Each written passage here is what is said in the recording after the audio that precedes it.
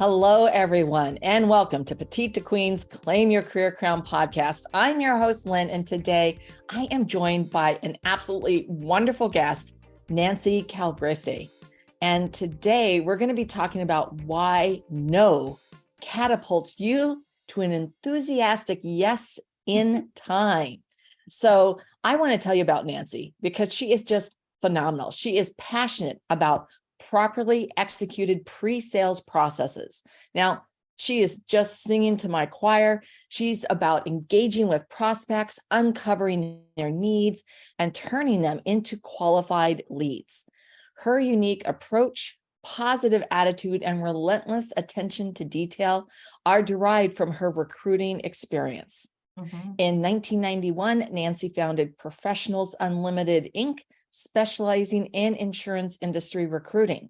She saw the need for better quality, highly specialized, qualified lead generation, and in 2011 created One of a Kind Solutions, which was rebranded One of a Kind Sales in 2018.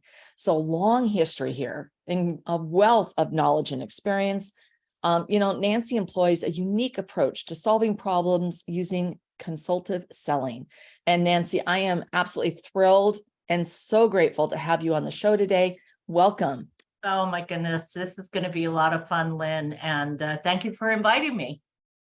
Well, I know that this is going to be fabulous. And for those of you who are joining us for that very first time, make sure you don't miss a single episode by subscribing to Claim Your Career Crown wherever you get your podcasts. And while we're talking about this, if you love the show, please share it with a friend, a peer, family member. And if you love it, give us that 5-star review. Yep, we'd very much appreciate it.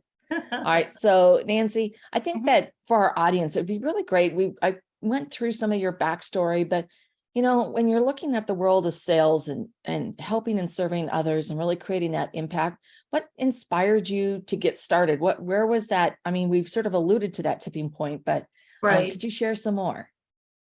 When I think back on my younger years, I was always told that I should go into sales, and sales to me was very scary. But I did know I had a knack of being able to speak to anyone, any stranger, anywhere, anytime. I was very comfortable in it. And so when I was in my early 30s, I took the plunge and I joined a recruiting firm.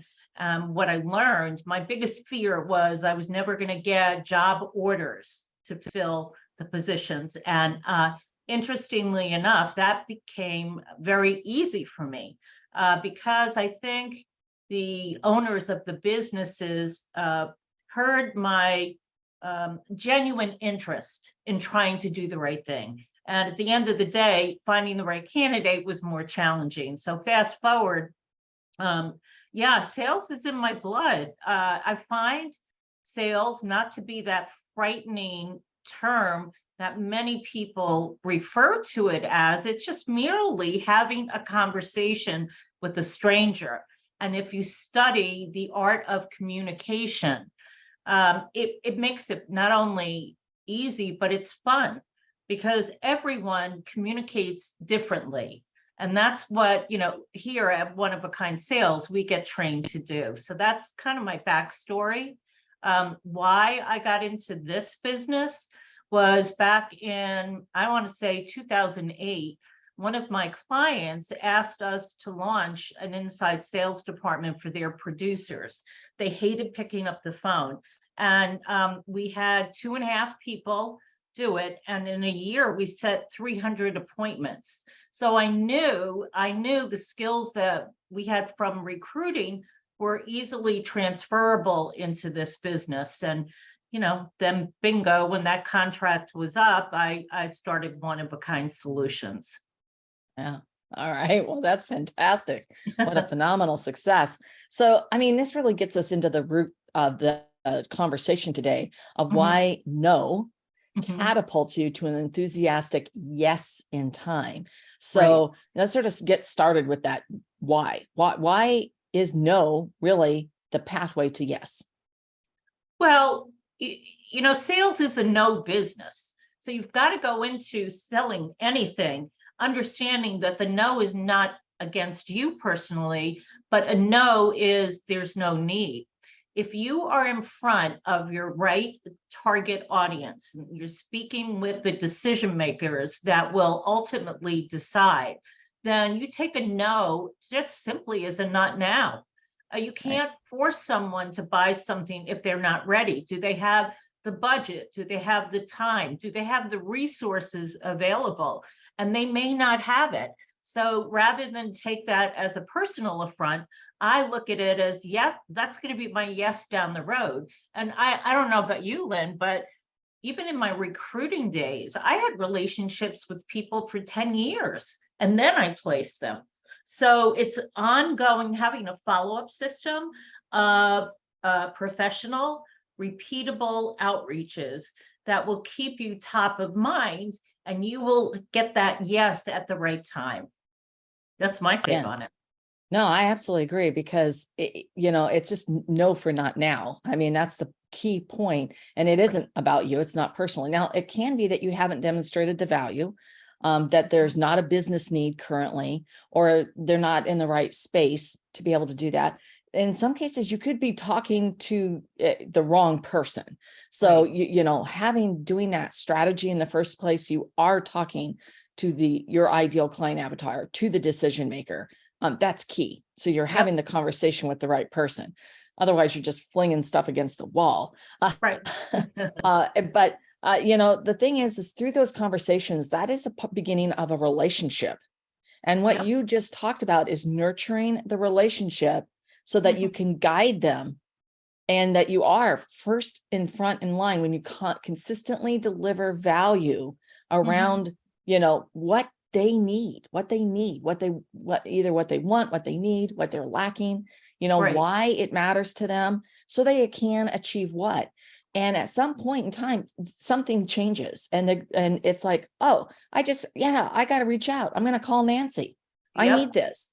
Yeah. And so that one of the key things is people think that if someone doesn't buy instantly, that it's like they move on, but those actually are the weakest link in your chain. That's where you get churn, is those people who say yes immediately, because they're always chasing the next shiny thing. Right. And the relationships that you build over time, they're the relationships that last. These are the people who become your champions. They become your referral partners. They buy more from you. They become repeat clients. So I think as we dive into this, how do you do this? You talked about follow-up, fortunes in the follow-up, but I'd love to hear about the process from that, first, let's don't put the cart before the horse. I mean, making sure you're talking to the right person. And then the second part of the process of nurturing that relationship. Sure. Like you said earlier, or maybe we said this offline, I'm a big believer in scripting. Big believer in scripting everything that we do. Now, that doesn't mean that you're going to get on the phone and you're going to read it, because over a period of time, you're going to internalize it, right? We're all actors. Think about it. An actor starts with the script for the movie and they fall into character. So we start with the scripting. And what we do is we will pursue a lead for a 4-week period. And each week we have a pre-recorded voice message that is, again, very professional. Now, in our world, we are a little ambiguous in our messaging because we want to get the curiosity going. And then once we drop the voice message, then an email written in a similar way is triggered. The next week, same leads come in the queue, but different messaging. And if by the time we hit the 4th week, we haven't spoken with that decision maker, our last message is, we do not want to be a pest. Obviously, ABC is not a priority. And then we will recycle that lead for 90 days. That's how we get the wheels moving. And, during the course of a month, we're going to speak with people that just have no need or no interest. And we believe if there's no pain, there's no sale. Yeah. You want to move on. We teach get to the no quick. We don't want to chase after the maybes. The maybes are the killers, right? And in our conversation, when we do get someone like you, Lynn, on the phone, we want to make sure that you are indeed the decision maker. And if not, gee, who should I be speaking with? That needs to be a part of this conversation. So that's another phase. And then obviously the goal is to get a decision maker on the phone that is truly experiencing the frustrations that our clients can solve. And then we go ahead and schedule the appointment. So that's month 1. Month 2, we have a different bunch of leads, same process. Month 3, rinse and repeat. And then, as I said earlier, then you begin nurturing these leads, right? In month 4, you're back in front of the group in month 1. And a big mistake I think a lot of salespeople make is that they don't have that kind of system in place, or if they get a no, they just don't follow up with them. They take it, as a no. And so my recommendation for everyone out there is to have a system in place. And, in our world, each year, we're going to be in front of those leads 4 times a year, each time for a 4-week period. And then when we're not calling them, we will put them in a drip campaign, and we want to connect with them on LinkedIn. So, we're continually pursuing to earn the right to engage with them. So I don't know, did that answer your question? Oh, absolutely. And I think that's that you mentioned a couple of key things. And the first thing about follow-up, I mean, it's absolutely so true. I mean, the stats around that are absolutely shocking. It's like over 46% of salespeople fail to make even a single follow-up attempt. I mean, that it's absolutely atrocious. And actually by the 4th follow-up attempt, 98% have given up. And yet most sales occur after the 5th follow-up or more. And so it's really critical that you have that planned. And you're totally right. It's not personal. You got to remember, these people are busy. They're busy. They've got a lot of other things going on. And while this may be a pain point, it may not be the fire that they're trying to put out. Correct. Right now. All of us go through that in life, even, all of a sudden something's like, I hadn't planned I needed to do this today. Now I have to do this. I got to rearrange, or this week or this month. This has become a big initiative. And so keeping those things in perspective, it doesn't mean that pain or the problem went away. But if you let it drop and you let it go away, then you won't be in the driver's seat when it comes back, bubbles back up, and all of a sudden it's the crisis. Because when you've been maintaining that contact and delivering value that matters to them, you're not being a pest. That's when they respond. And so I think this is brilliant, Nancy, because the planning of this and taking that it's not me out of it. There are some rare occasions where it's, what did you do? But in most cases that isn't. So I love the part about why turning a no into a yes is such a challenge. And in fact, I think it's even more urgent than ever that, salespeople, that entrepreneurs, business owners really get their arms around this. I mean, what's your take on that? Why is this such a challenge, and why is it so urgent? It is urgent, but you also have to look at maintaining activity that will get you quicker to the yeses. Okay. We here celebrate the no's because everyone has an average number of no's before they get to the yes. So it's like countdown. Okay. Oh, bingo. It's going to be a yes. And I think it's a mindset also, Lynn, going back to what I said, it's not personal. It's just really critical that you do the activity. And unfortunately, a lot of salespeople don't do the activity consistently. If they make cold calls, they may make a couple, then not do it, and then not do it. And in their mind, they're going to say it doesn't work. Well, yeah, it's not working because you're not doing it consistently. And that's what sales is all about, honestly, just owning up to day-to-day activities to get you through the day. And even if you didn't make a sale at the end of the day, you know you did your job well. Yeah. That's my mindset towards it. Yeah, well, you're definitely moving the needle. You're absolutely moving the needle forward.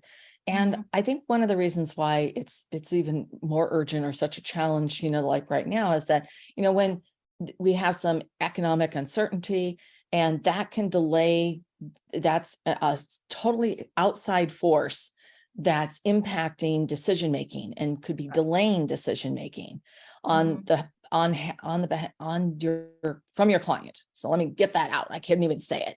So and so recognizing that no is a no for now, but consistently delivering the value, and then also pivoting, we always have to pivot the conversation so that Mhm. it's answering, because that is like, if that's if that's keeping them up at night, then how are you weaving that into the conversation of why moving forward is more important than ever? And Yeah, how is yeah, that going to help and serve them? But go ahead, yeah. Nancy. Well, and sorry about jumping in. So I'm a very big fan of Sandler sales training, and each and every week, I and some of my team members sit through it. And the topic today was called the pain funnel, right? So what we want to do when we get somebody on the phone is we identify who we are. We try to sound a little different. We rattle off the pain points, and then we ask, gee, are any of these relevant? And then we shut up because we want to hear their response. And when they do respond yes, we ask which one. And then through the pain funnel, gee, my goodness, tell me more. How long has this been going on? What have you done to try to correct it? Is this keeping you up at night? And then, the $1 million question is, do you think by not doing something, you might be leaving money on the table? A lot of salespeople are afraid to ask that.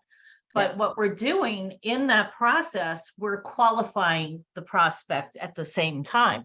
Because right. if they're truly not in any pain, or I usually ask them to rank 1 to 10, where do you rank yourself? If they're not an 8, 9, or a 10, then I know they're probably not going to make a decision today. And I'll be honest with them about it. And then we just, shake hands, part friends, and always ask for a referral. Always ask for a referral. So I might have gotten sidetracked now because I don't even remember the question that you asked me. But I think the importance of having scripted questions that are part of your head make the story about them. It's all about them. Oh, yeah. You show empathy, and you want to create emotion in the conversation so that they're feeling the dagger and the dagger's getting twisted internally. So, yeah. Yeah, no, absolutely. And it's perception equals truth, and it's about the client or the prospect's perception. Correct. And so you have to get out of your own way. Mhm. And that's so critical. So, we talked about a few things that hold people back. I loved the idea that somebody wouldn't say, well, is this keeping you up at night, or is this Mhm. causing you to leave money on the table? Mhm. Because, having a monetizable pain, and being able to translate that in Mhm. that way is really important.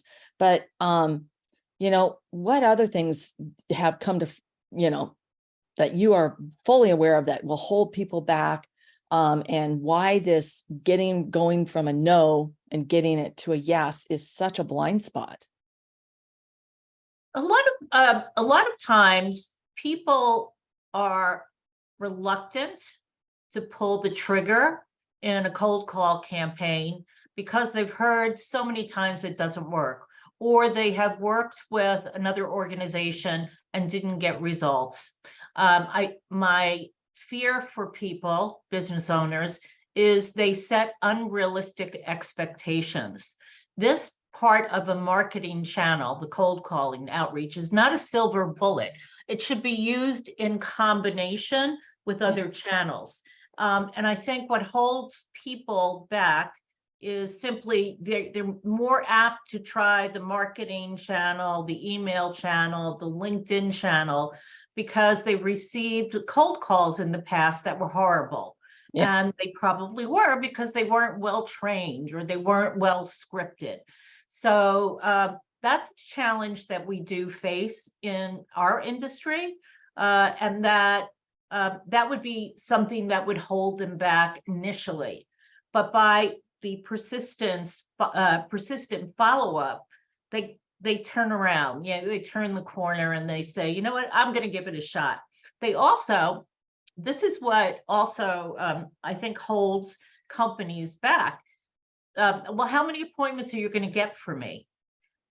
We don't know. If I knew that, I would not be sitting here right now. I'd be owning an island in Tahiti, It varies. It depends on who you're trying to reach, how large the organization is, what is the quality of the lead list, right? How many gatekeepers do we have to get to that decision maker?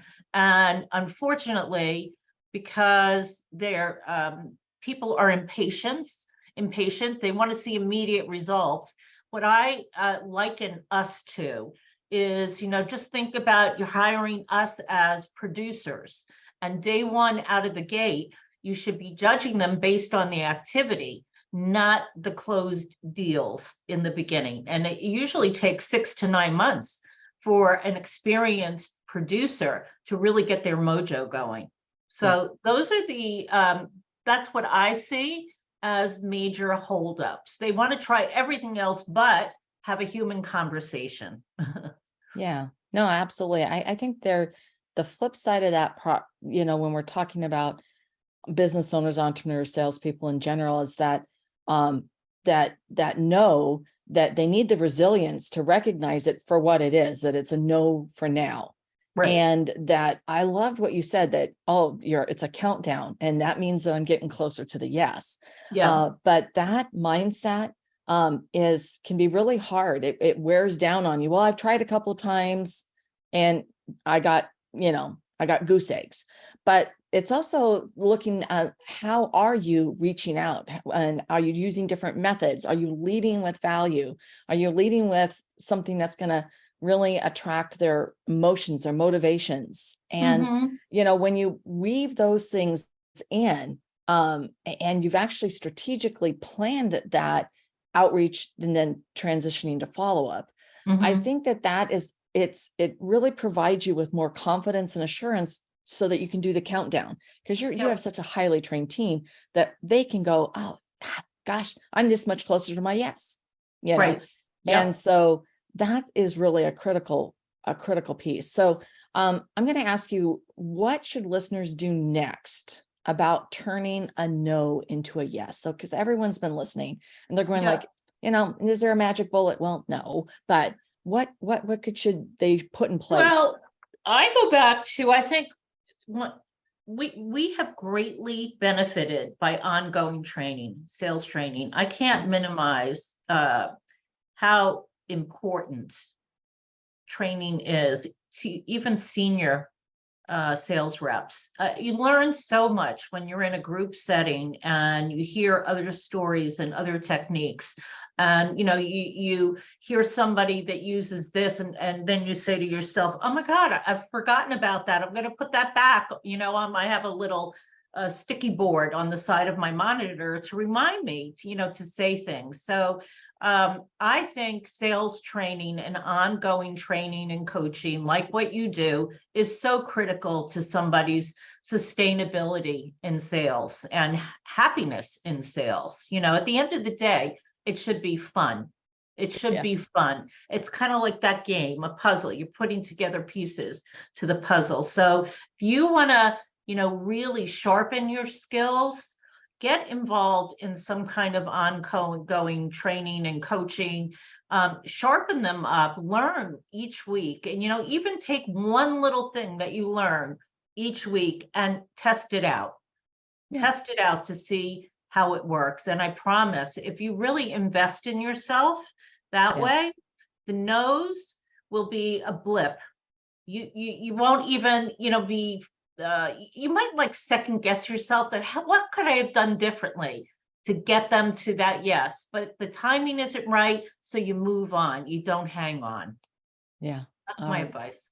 That's brilliant. Thank you so much, Nancy. Mhm. So one last question. Is there anything you wish that I had asked you today? You didn't prep me for that. Yeah, how can your people reach me? Okay. Well, of course I'm gonna. That's a given. Yeah, of course. But no, I mean, yeah, absolutely. Yeah. No, you've asked me some really good questions around what we've discussed. I think another, maybe a question could have been, where does patience come into this? Yeah. I want to emphasize, sales is a process of building activities. You're building blocks. And if you do the right activities, you will be successful. And finally, make sure you're working in a culture that is suited for your style of communication. I think that's also important. If you have senior level managers that are just like, bugging you each and every day about your numbers, personally, I couldn't live like that. So you want to be in a culture that, encourages you, helps you to grow, and really infuses laughter during the day. Celebrates your successes. Yeah. Absolutely. Oh, Mhm. beautiful. Thank you so much, Nancy. And thank you for sharing why no catapults you to an enthusiastic yes in time. It's my pleasure. So now it's your turn. And I know that our audience is going to want to learn more about you and where they Mhm. can find and connect with you, Nancy. Yep, sure. Well, you can go to my website, which is oneofakindSales.com. One is spelled out. You can find me on LinkedIn, Nancy Calabrese, Calabrese.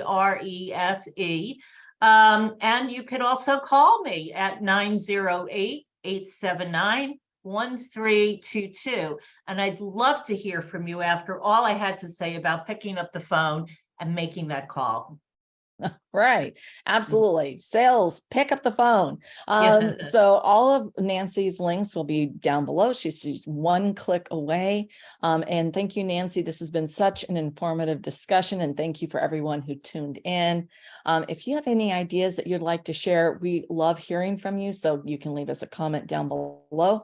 Or if you have a specific question or would like to suggest a topic for discussion, you can email us at jointheconversation@petitetoqueen.com. And to stay current on all of our insightful advice, our breakthrough advantages, never miss an episode of Claim Your Career Crown, sign up for our weekly wisdoms newsletter at petitetoqueen.com. And thank you again for everyone who tuned in.